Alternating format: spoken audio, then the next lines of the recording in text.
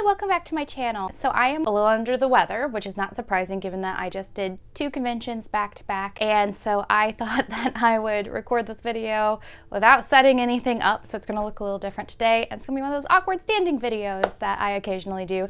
You get a lovely view of some of the cosplays in my closet where I took the door off ages ago because it made the room feel small and it was difficult to get to with my workbench in the way. And also the top of my mannequin. Sakizo is right here, just so you know. Maybe I'll give you a little sneak peek of her progress as well. But I thought that this week's video, because I don't really have anything to share just yet, I think the next Sakizo video I'm going to share is the full walkthrough completion of the skirt, or maybe just this portion of the skirt. I haven't quite decided, but I'm waiting on some more gems because I have gone through so many packs of gold gems because I need the smallest size in here, and I don't know what size that is. I didn't really see it in the listing, so I can't just order a bunch of those, and I'm kind of afraid to order gems from a different supplier and a different kind because they may not be the same color.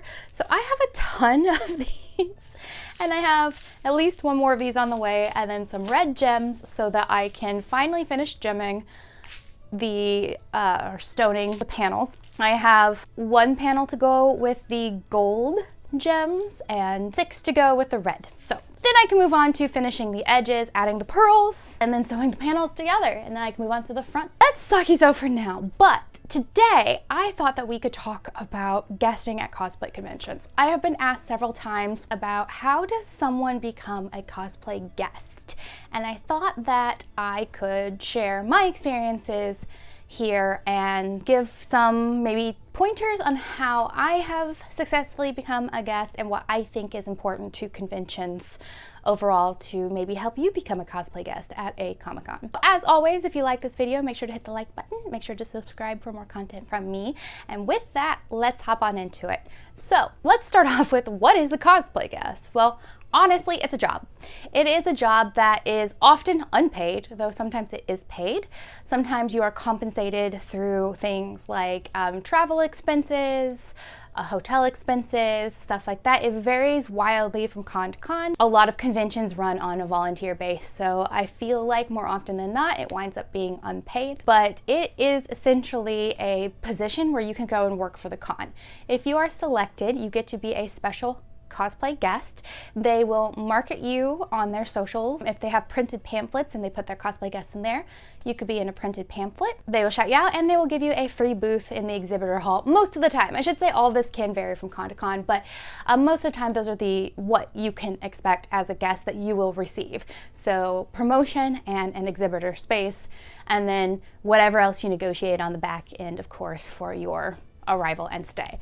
So that is in general a guest. That's what you can receive. However, they will be expecting something in return for what they provide you. More often than not, it's a minimum of 2 panels that you should put on, typically 2 one-hour panels.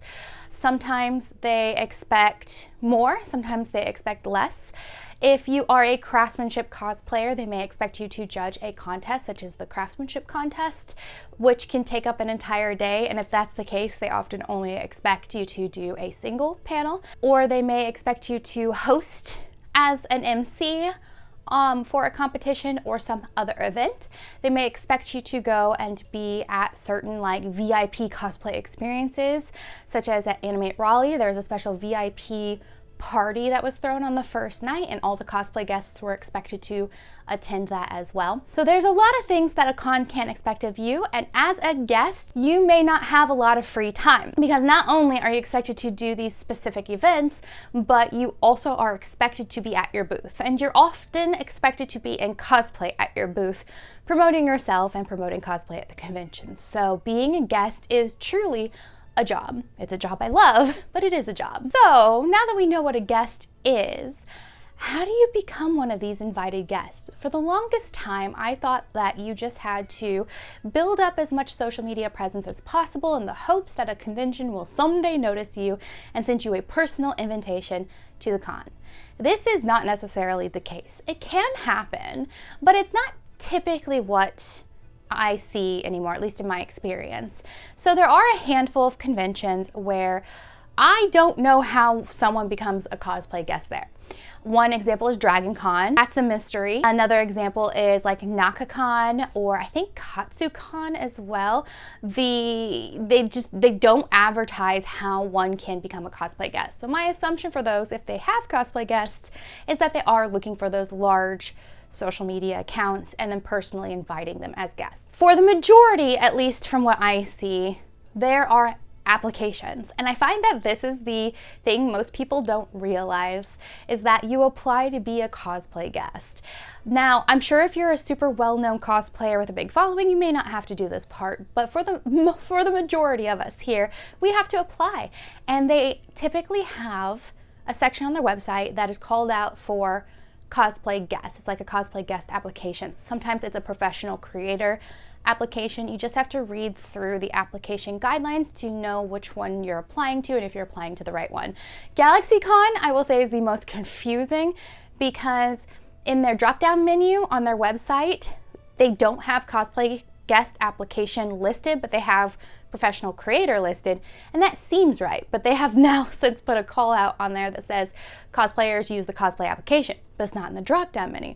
You actually have to click on, I think, the main button itself, get involved or whatever it is, and scroll down, and then you'll see the cosplay guest application. So it's just not called out in the drop down menu like all of the others, which can be kind of confusing. So typically within these applications, they'll ask, of course, for your legal name, they'll ask for your age to make sure you're above the age of 18, they'll ask for your socials, sometimes social media account, sometimes they'll ask for any sort of awards you have, any con experiences you have, such as have you guested before, have you been a panelist or a workshop instructor, have you won any cosplay awards, that sort of thing.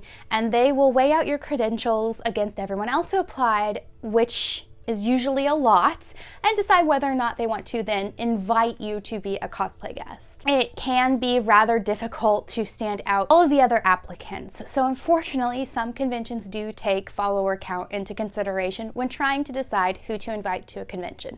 Essentially, they want more bang for their buck. If they bring in a cosplayer who has a huge following, chances are more people are going to purchase tickets to the convention to see that cosplayer specifically. That is just marketing, and we can't really fault them for that because it is a smart business strategy. However, one of the things that I love about Fan Expo, example, and the Anime Galaxy Con circuit as well, is and as well as MomoCon, they platform smaller creators. They will get their big creators in and then also allow smaller creators. I believe it's MegaCon Orlando that specifically calls out within their website that follower count is not considered when trying to decide who to guest. So that is very exciting that there's still opportunities at very large conventions for much smaller creators. But it does help if you have a larger following, I'm sure. I obviously am a very tiny account. I have a very small amount of subscribers, though I love you all and thank you all for being here. I have more over on Instagram, and I have a very tiny following over on TikTok. So I'm a very small creator, but I have still guested at both small and larger conventions, my largest being MegaCon Orlando. So clearly, subscriber or follower count is not the end all be all. But it is important to have a social media presence, mainly because if you don't have the followers yet, you can still showcase your skills. You can showcase your craftsmanship, you can showcase your makeup, whatever it is that you're specialized in, you can show off what you can do to then gain attention from the con. So you go and you apply and you link your socials, and essentially your social media account is your resume.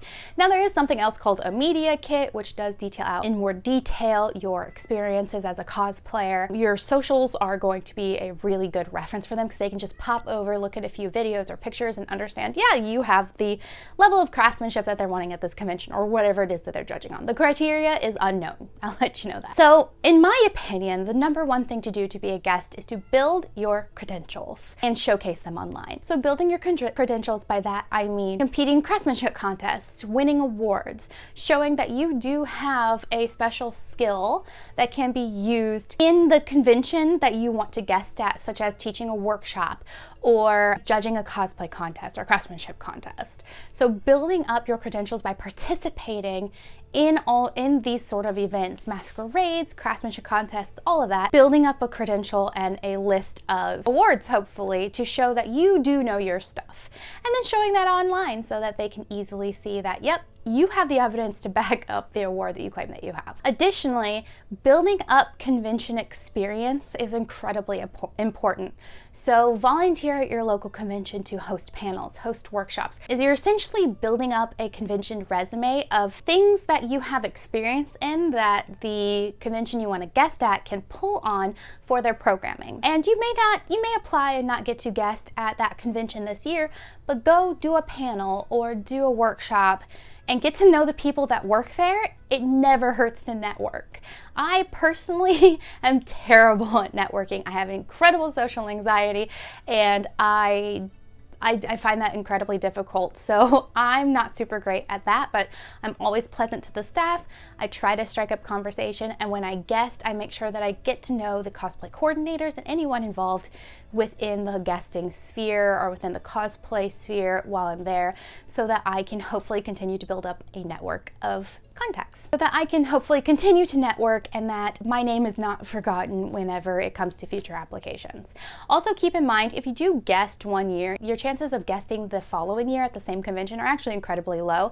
Cons like to rotate out the people that they bring in to always keep the roster fresh, so a lot of them do have a rule of no back-to-back. So I guessed at MegaCon Orlando this year. I probably won't get to guest next year. I actually think I missed the application deadline.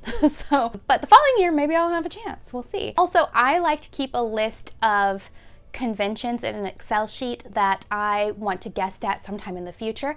I list out the name of the convention, the location, the dates of the convention for the year I'm looking at, and then whether or not I applied, and if I haven't applied yet, when to go and check to see if the application is live. Then I will check back periodically and apply and hopefully get accepted. So that's a little bit about guesting and how to become a cosplay guest, and some information on what I think that they look for when it comes to accepting a cosplayer that applied as a guest. So here are some additional tips that I thought might be helpful. Like I said before, make sure you showcase your skills. It's lovely if you can build up a following, but if you can't, creating quick videos and photos of your work will be super helpful for the cosplay contest organizers. If you do get accepted, make sure to showcase your work at your booth. The best marketing for your brand is going to be the things that you made. So bring a mannequin and set up something that you are super proud of behind the booth, or set some things up on the table if you can't bring a mannequin. Show off the work that you have and let that draw people in. I can't tell you how many people have come up to me because of my Fairy Cosmos build that I have sitting behind my booth just to comment on it and ask questions on how I did certain things. It's such a great conversation piece, and I think we all know that I love talking about crafting, so it is such a fun way to spend the time at my booth. You could always do something like a raffle, but I do really want to point out that there are very strict laws that vary from state to state regarding raffles. Raffles can be considered gambling, so you have to be very careful on the criteria of how to enter a raffle and just review it with your state, because you may have to get a gambling license or whatever it is to host a raffle. I know we see it all the time at conventions where people probably don't have that clearance, but you always want to protect yourself. Just because you see someone else do it doesn't mean that you should do it. Do you know what I mean? But something like raffles or giveaways, some people put out bowls of candy. Nothing brings nerds to the table like a stranger handing out free candy. I really like handing out free stickers with like a follow. We'll just put a little sign up that says, hey, follow me on any of my socials, and there'll be a QR code that goes to my link tree, and get a free sticker. And sometimes that works, sometimes it doesn't. It's fine, it's no big deal, but I do like to have something like that. I do have some ideas about some fun games as well that we could do at my booth, but I'm fleshing those out, and hopefully I'll be able to debut those sometime in the future. Also, think about your table space. So if you do get to guest and you will be given a table, fill it up. Now, I can't say that I'm always great at that, because I got a little surprised at Animate Raleigh. They gave me a corner table, and I only had enough stuff that I brought with me on the 9-hour drive to fill up half of that space. So I had to like awkwardly spread it out. It was not a great setup.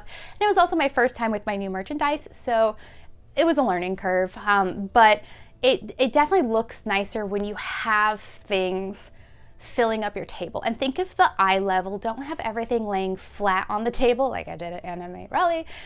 Prop them up. I really like to take my photo book and have it propped up on a stand so that you can clearly see whatever image I'm feeling like promoting that day from afar. I've got my merchandise all up on a board so you can see all of it with prices clearly labeled.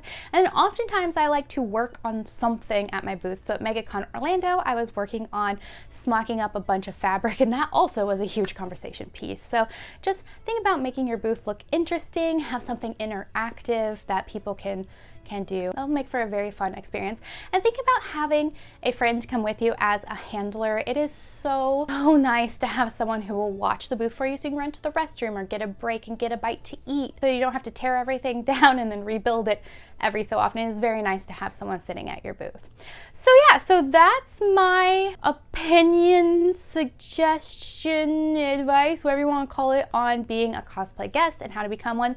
The main thing is building up your credentials and applying. Even if you don't have a lot of credentials, go ahead and apply. You never know if you will get accepted.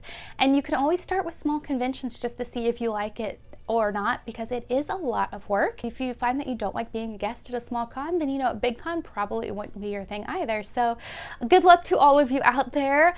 I hope to see you all at a con sometime in the future. I know I love guesting myself, and I hope to be guesting again sometime soon. And with that, I will see you all in my next video. Make sure to like if you like this, and make sure to subscribe for more content from me and for some fun secret cosplay I'm currently working on. Yeah, so see you next time. Bye.